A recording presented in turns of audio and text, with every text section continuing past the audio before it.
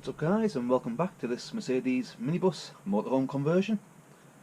So today's video I'm going to be fitting in a Chinese diesel heater into this Mercedes minibus.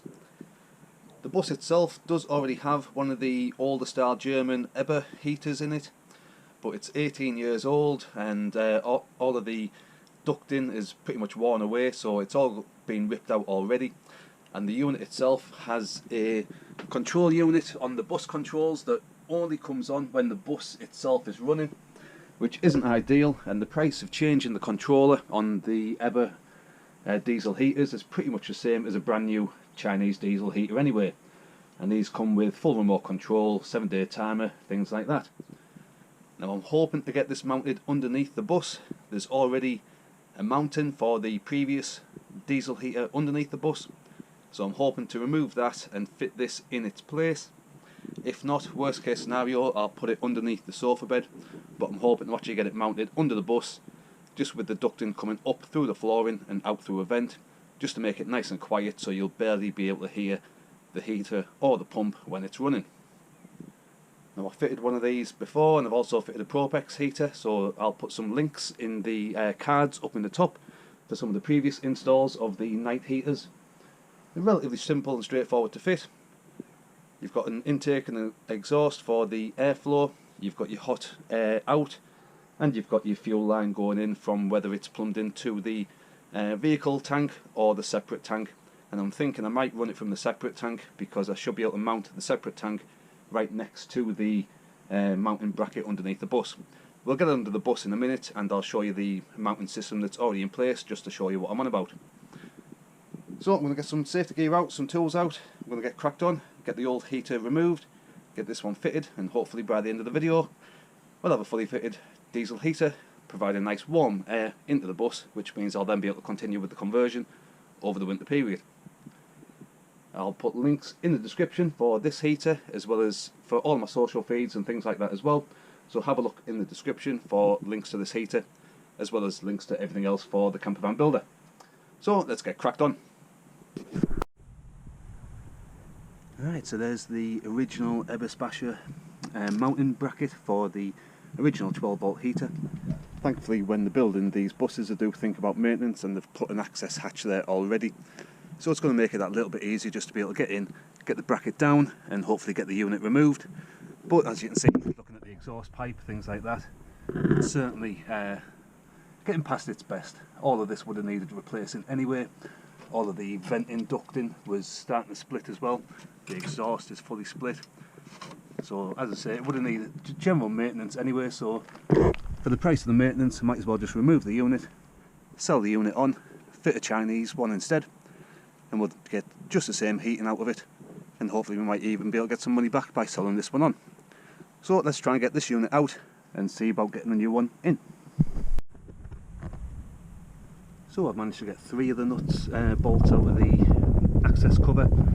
As is always the case, there's one that's been particularly awkward. It's just rounding down on the spanner. It's the only access that I can get, because that's right behind this panel as well, so I can't get in with a drill. So I'm just going to have to get underneath and just hack, well not hack, but cut the end of that bolt off with a grinder. I've got the grinder out here. So once that one's off, this front access panel should be able to come away. We'll be able to see the heater, and then we'll have a look, see whether the full unit needs to come out or whether we can just do it from the access panel. So I'm going to get this bolt ground off, and then this full front panel should then just be able to pull away, and we'll have a look at the heater.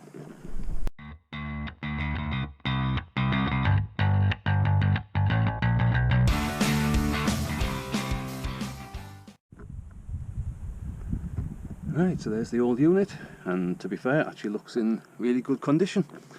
Obviously the mounting boxes just kept it away from all the elements, so it'll do the same for the new heater that's going to be going in, because as I say, by the time I replaced all of the exhaust piping, the controller, things like that, it would probably cost more than the replacement heater is going to cost, with everything included.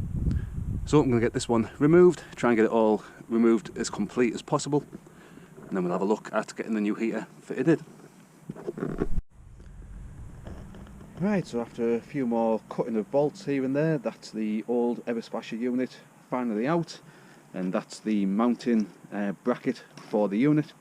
And as you can see, after 18 years of use, it's kept the unit in really nice, really clean condition. The only areas that have showed any sort of wear or tear were the mounting bolts that went through the unit underneath, and a few of those had to be cut off just to get the unit out. But that's it freed up now, so now I'll be able to remove all of the old exhaust piping, all of the old wiring for this unit, and then we'll look to get the new Chinese diesel heater fitted in. Hopefully it's going to fit straight into this as well. It is a slightly smaller unit, so we'll have a look and see whether it's going to be a straight fit or whether it might need some sort of modifications. Hopefully it's just going to go straight in though. So as I say, I'm going to crack on, get the rest of this wiring and exhaust venting removed, and then we'll look to get the new heater fitted in. Right, so I'm ready to mount the heater with a bracket back up onto its mounting position.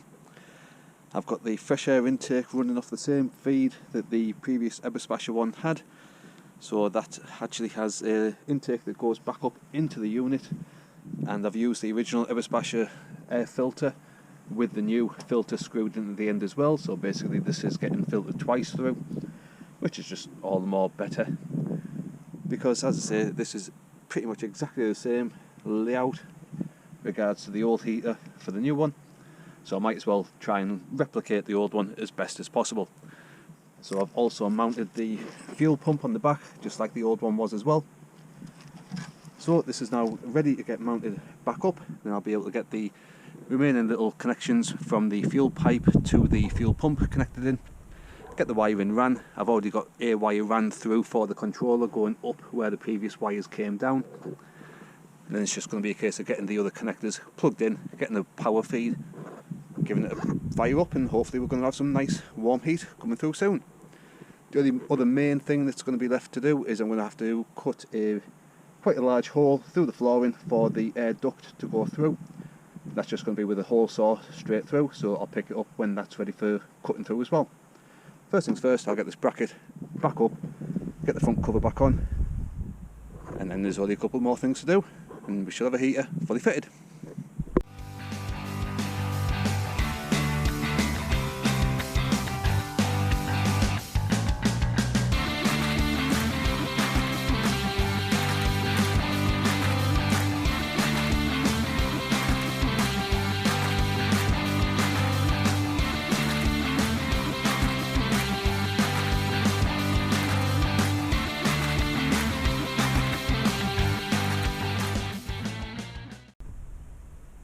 So I'm just about to start drilling the hole through for the hot air vent to come through. I've been under the bus, I've had a look where the heater is, and just in front of the heater looked as though it's going to be the perfect spot to come up, bearing in mind where the frame is for this sofa bed, where the vent's going to be coming up and out beneath the bottom.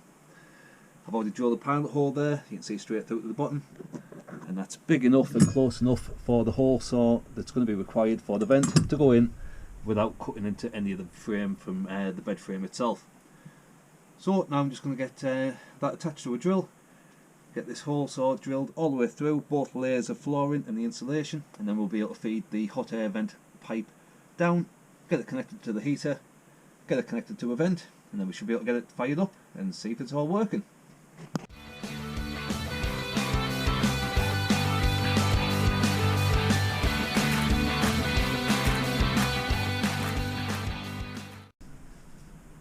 And there we have one vent hole. So let's get the vent pipe fed through, connected to the heater, have a vent outlet drilled through, and then we'll be pretty much ready to fire it up.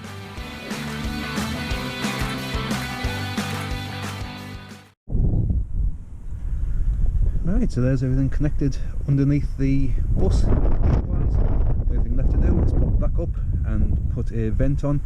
But as you can see, that's a nice neat fit, nice neat install. I've utilised some of the previous exhaust piping, and I've just routed the new exhaust pipe into that, and I'll just wrap some aluminium foil tape around that just to make sure that's an airtight gap. I've fitted the fuel filter in line with the fuel pipe as well, and as I say, the only thing left to do now really is give it a fire up and make sure that the fuel line is feeding fuel from the onboard fuel tank. And if it is, then the job's a good one and everything should be working. So I'm going to put the front cover back on this to weatherproof the heater, and as I say, it's kept the old one in really good condition for the last 18 years, so there's no reason why it shouldn't do the same for this one. So I'll get the casing put back together, we'll get back inside the bus, we'll get the venting put on, and we'll give it a test fire.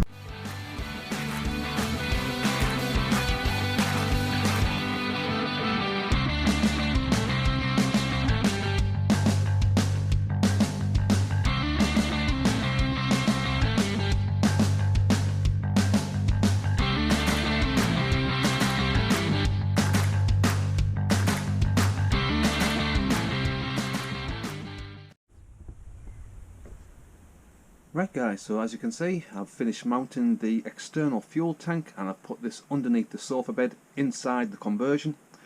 I was hoping to try and get this tank mounted underneath the bus, but I just couldn't find anywhere where I could get easy access to the fill spout on the tank. So I've mounted it underneath the sofa bed inside the bus as a temporary measure, and when the weather starts to warm up, gets a bit drier and warmer, I might look to try and get the fuel pipe that's coming from the fuel tank connected to the diesel heater. I did initially try that, but when I was trying to get fuel through the pump from the line going to the main tank, no fuel was coming through it at all, and as I say, it's just that little bit too cold, too dark, too wet to get underneath the bus to find out exactly what's going on. So in the interim measure, I've fitted this external tank underneath the sofa bed. It's a perfect fit in here. As you can see, I've got the fuel pipe going down straight through the floor, directly connected to the fuel pump. From the fuel pump, it then goes through a fuel filter and then into the heater itself.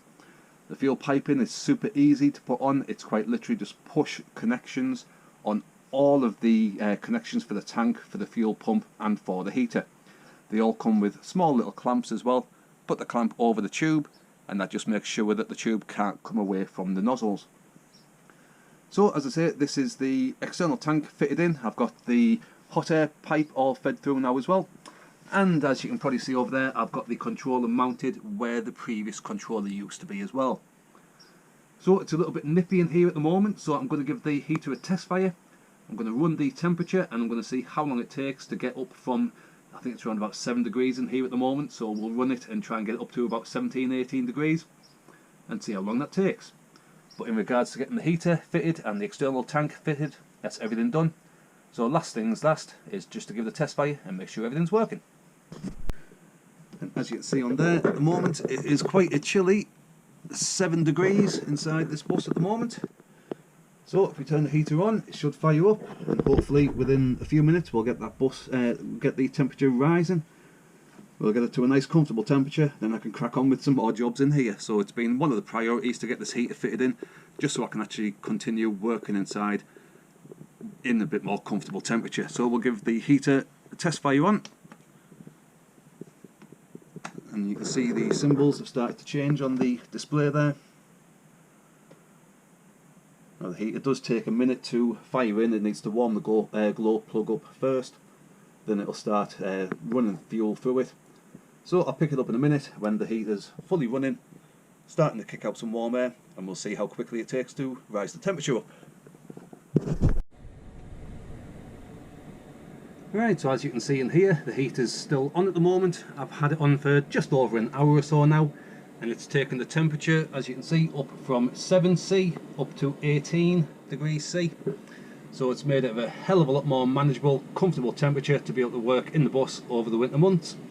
And it also means any future trips over the winter period, night time is going to be a lot more comfortable having this heater to be able to just turn it on, and within half an hour to an hour you're doubling the temperature inside the bus.